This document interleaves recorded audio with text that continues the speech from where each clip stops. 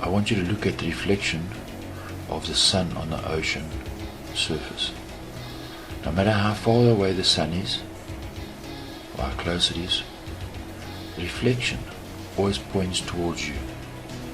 And we see this in real life. No matter at what angle you stand to that scene, the light always points towards you. Why is this? Well, if I show you this image, you'd say, oh well, because the water is flat. So you have the reflection, what's above perfectly matched below. And if you move your position, you know, and you understand that that water is flat. That's why this image is the way it is. But now I swap the image to this. You see, you've been taught the earth is a ball, but yet the reflection in the water and the perspective is the same for both. Therefore, the water in both images must be 100% flat from your perspective. The earth is not a ball. Yes, so they'll tell you, yes, this is perspective. We see the clouds getting smaller on the horizon. All the ships as they go away stay completely vertical. Just that the earth is such a big ball that it looks like a flat ball. Both can't be true. If the earth was curved, if there was a slight curve, the angle of the clouds would change. They can't both be right. They'll tell you that perspective is true, but a ship goes below the horizon. If that's true, then you'd only ever see the bottom of the clouds on the horizon, and all the clouds would be at different angles, and the ship would change its angle.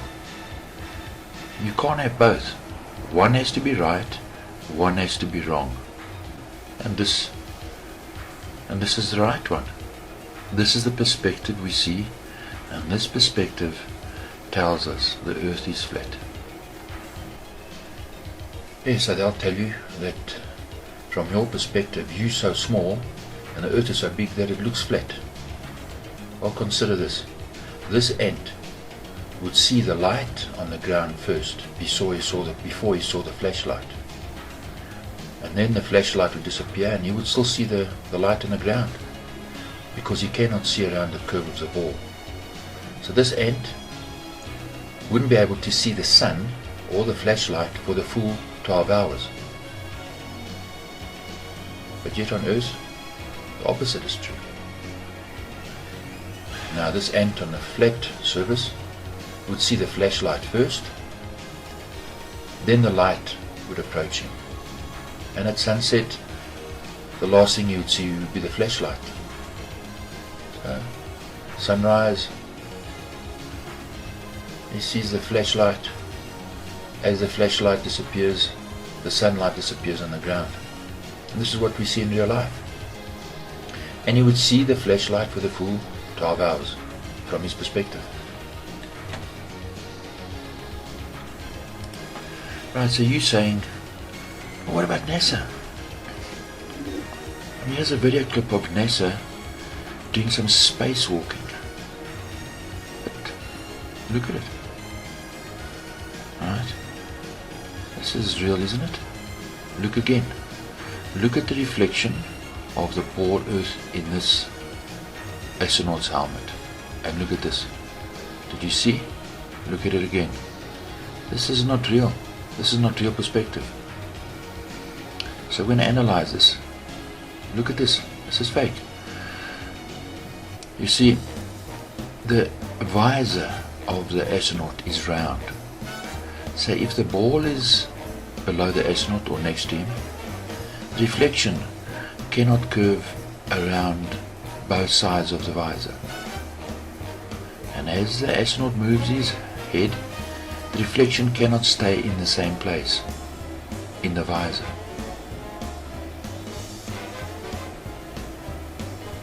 As it does in NASA's image. So NASA stuff is fake. And let's look at this again. Now look at this bit. You see? Look at this. Do you get that? How can it be that the Earth is behind the astronaut but reflecting in the front of the astronaut at the same time? Another part is, remember the astronaut's moving the camera.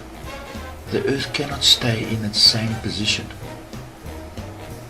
The same way as if you took a camera and you moved it around the ball,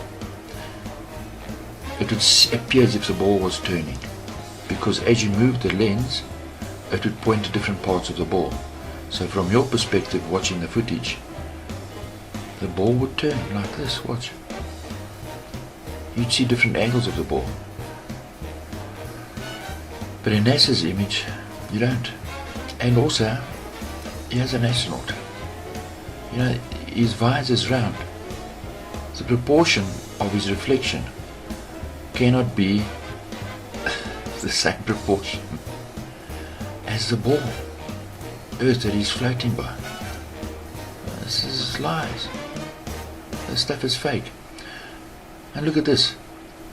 You'll always see images of the Earth spinning below NASA, but look at the clouds. How can the clouds in the far distance, thousands of kilometers away, move at the same speed as the clouds that are closer to you? This is fake. When you're born, they immediately blind your one eye through the education system. So you got one eye left.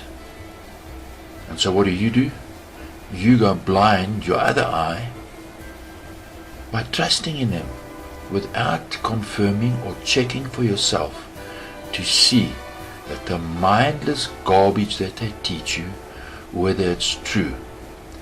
And with just a little bit of investigation, you will see it's rubbish. So that's how the game is played. They give you pages of mathematics that can say anything they wanted to say. More smoke and mirrors and glass balls, and the game of controlling you goes on and on.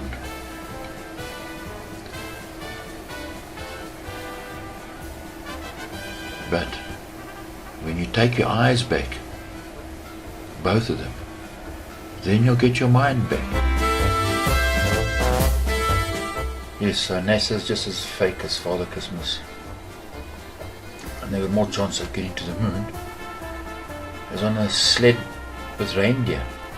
The whole thing is just it's just fantasy for adults. So as the governments fail miserably, they invent fake achievements. As they rob you and steal from you and blind you, they give you a big shiny box wrapped up nicely. When you open it up, there's nothing inside. It's just lies. There's evidence all around us. We see images from the salt pans of Bolivia that the Earth is flat. And many people, in their own creative way, they've brought this to our attention, and as normal, as usual, we don't listen or pay attention. One such person was a writer, Jonathan Swift, and he wrote the book Gulliver's Travels. And did we think about what he was saying? There's a giant who lives in a small man's world, and on one of Lemuel Gulliver's Travels, he comes across this disc that's floating in the sky. It's a flat land, and it's a castle in the sky. And are we paying attention? This flat land is ruled by a queen, and this land is called La Puta. Now Puta in Spanish is whore, and in French, because it refers to this disc, this flat land that is ruled by this queen, who's also a whore, Babylon the Great. And that's the earth that we're living on. It's controlled by the Vatican, and they have their scientists They've got one eye pointing up and one eye pointing down. They're so obsessed with science that they cannot even discern the world that they live on. And so they have a ball with a light in at the end of a stick, and they walk around and use this to keep their balance, to see where they're going. They're looking at the ball and the end of the stick. Do you understand what Jonathan Swift was trying to tell us? And on this island they don't use a tape measure. They measure everything with a square and a compass. And this refers to the world we live in. The world and everything we know controlled by the Freemasons. All the astronauts are all Freemasons. And the education system and the government officials, all Freemasons, governed by the Vatican. And on one of Gulliver's travels he went to the island of Lilliput, and Lilliput is small puta, small prostitute, and he collects the ships and he walks from one land to the other and they see him, and it's flat. See, we read these and do we think about it? No, we don't. But yet the evidence is there. The earth is flat.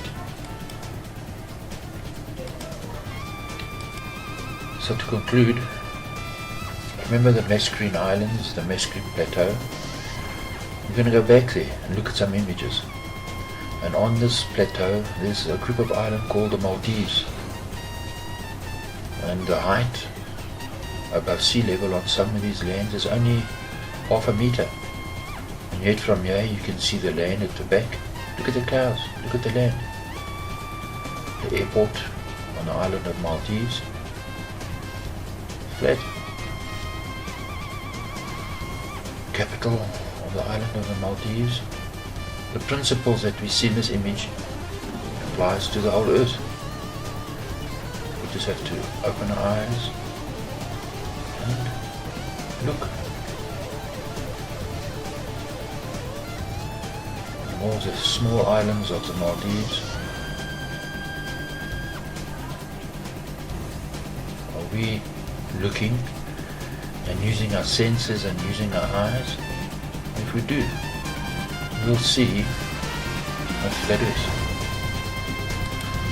So cheers and thanks for watching.